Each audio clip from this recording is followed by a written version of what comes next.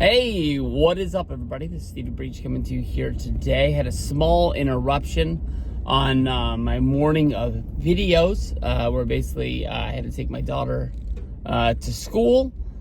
So we are back at it, this time in the car.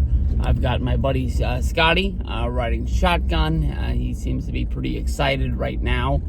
But this video is about Stone Cold Steve Austin and the chances of him making an appearance at the Royal Rumble 2024. It's been 2 years since Stone Cold Steve Austin showed up on the Kevin Owens show at WrestleMania 38 in Dallas, Texas. I think we all knew what was going to happen with him showing up, that it was going to lead to a fight.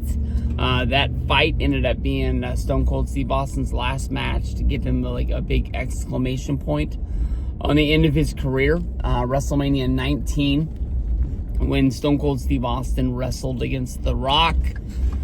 We didn't know that was going to be it. We had seen Shawn Michaels at WrestleMania 14 have a match against Stone Cold Steve Austin, where he so-called, passed the torch over, and that was his last match, for a long time. Actually, I think WrestleMania 19 would be his next WrestleMania, where he wrestled against Chris Jericho. So I guess that would have been a 5-year absence. So Stone Cold Steve Austin not popping up. Again, I don't think we ever really knew what was going to be there. At the time period, Vince McMahon was taking WWE public.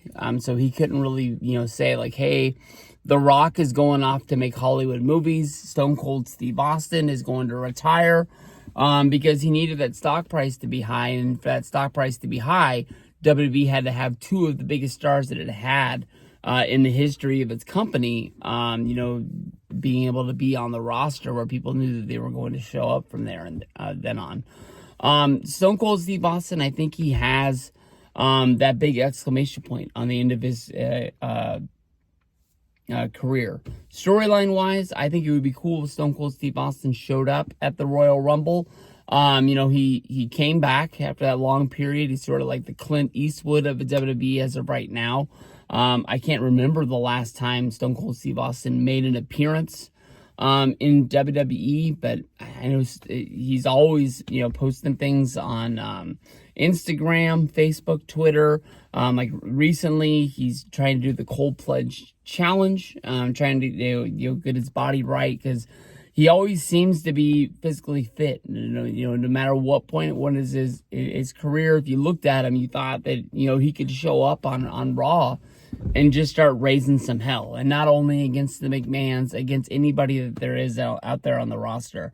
I honestly thought WrestleMania 39, I thought they had an awesome main event with Cody Rhodes. It was a story that made sense, but I honestly thought after WrestleMania 38 that Austin having a match against Roman Reigns honestly would have made a lot of sense. Honestly, they have the Saudi Arabia shows. They're going to Perth. They're doing this, that, and the other. There's a lot of money in WWE as of right now. A lot of money for guys to come back and have one more, last match, one more last run.